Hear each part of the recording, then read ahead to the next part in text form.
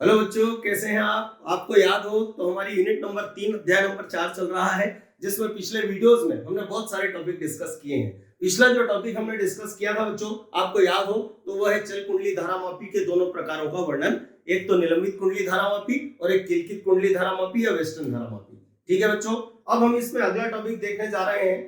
पूछा जा सकता है कि धारामापी की सुग्राह्यता क्या होती है और इसे किस प्रकार बढ़ाया जाता है। तो अगला हमारा टॉपिक है धारामापी की सुग्राह्यता और इसे बढ़ाने की शर्तें। बच्चों, सुग्राह्यता बोले तो समझदारी।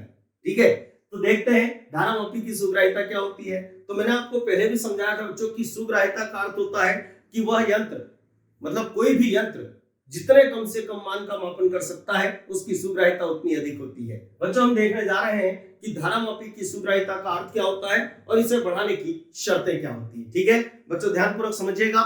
यदि धारामापी की कुंडली में आई विद्युत धारा प्रवाहित की जाती है, ध्यानपूर्वक समझिएगा, और कुंडली में थीटा विक्षेप उत्पन्न होता है, तो इसे शब्दों में पढ़े तो हम क्या पढ़ेंगे?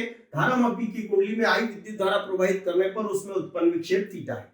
फिर से बोलते हैं, धारामापी की कुंडली में आई विद्युत धारा प्रवाहित करने पर उसमें उत्पन्न विक्षेप थीटा है। बच्चों, जब आई विद्युत धारा प्रवाहित करने पर उत्पन्न विक्षेप थीटा है तो एकांक विद्युत धारा प्रवाहित करने पर उत्पन्न विक्षेप क्या होगा?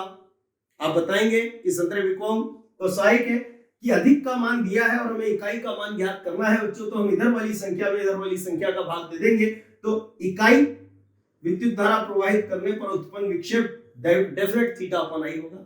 बच्चों, इस थीटा अपॉन आई को हम एस से दर्शाते हैं और इसे ही धारामापी की सुग्राह्यता कहते हैं। तो परिभाषा बोले तो हम क्या बोलेंगे?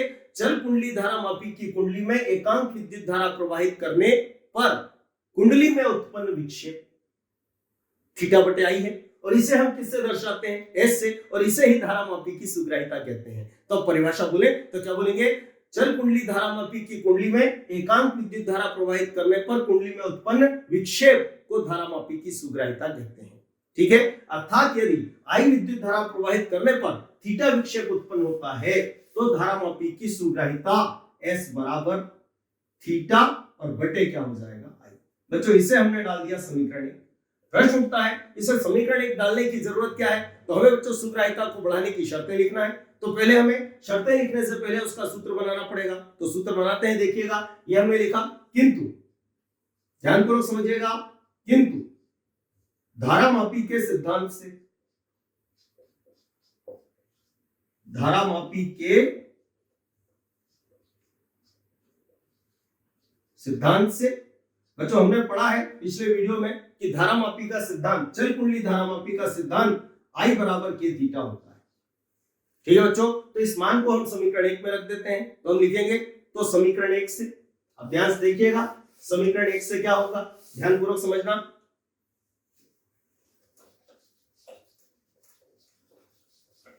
तो यदि हम बच्चों समीकरण 1 में मान रख दें तो ध्यान से देखिएगा, s बराबर क्या होगा? तो ऊपर आएगा थीटा, और यहां से देखिए ये आई हटेगा और इसकी जगह क्या आ जाएगा? के थीटा। तो यहां रख देते हैं के थीटा। बच्चों, थीटा से थीटा सॉरी के कट जाएगा।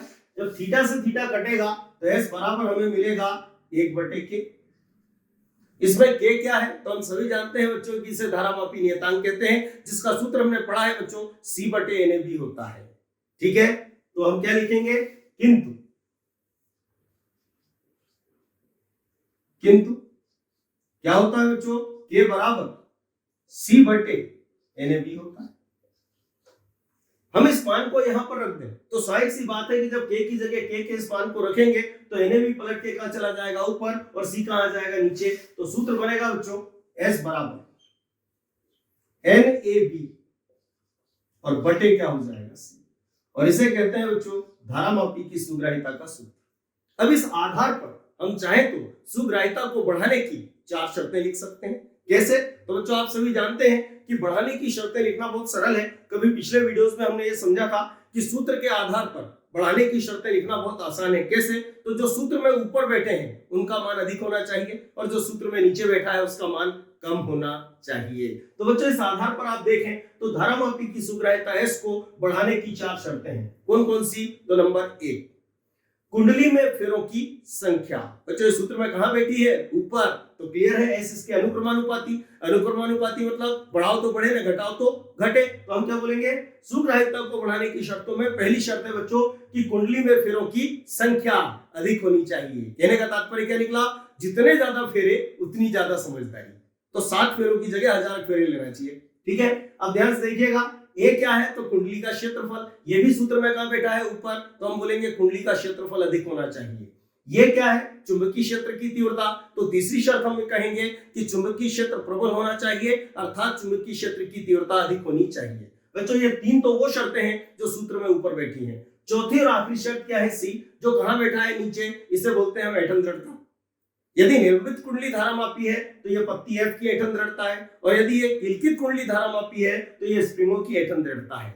और ऐंठन दृढ़ता कहां बैठी है, नीचे, तो ये यदि नीचे बैठी है तो ये इसकी व्युत्क्रमानुपाती। बच्चों व्युत्क्रमानुपाती का मतलब क्या, बढ़ाओ तो घटे ना, घटाओ तो बढ़े। तो यदि हमें इसको बढ़ाना है तो ये कम होना चाहिए। तो चौथी और आखिरी शर्त होती है बच्चों कि ऐंठन दृढ़ता सी का मान कम होना चाहिए। और ये सुग्राहिता को बढ़ाने की कितनी शर्तें होती हैं, 4। अब बच्चों ध्यान से देखिएगा, चूंकि इन 4 शर्तों में 3 को बढ़ाने पर सुग्राहिता बढ़ती है और इसे घटाने पर सुग्राहिता बढ़ती है, तो ये बहुत इंपॉर्टेंट हो जाता है। यहाँ पर एक ऑब्जेक्टिव बनता है, पूछा जा सकता है कि निम्न में से किसे घटाने पर धारामापी की सुग्राहिता बढ़ती है। तो याद रखिएगा, ऐंठन दृढ़ता को घटाने पर धारामापी की सुग्राहिता बढ़ती है। ठीक है बच्चों, तो आज इस वीडियो में हम इतना ही रखते हैं। अगला टॉपिक हम अगले वीडियो में देखेंगे।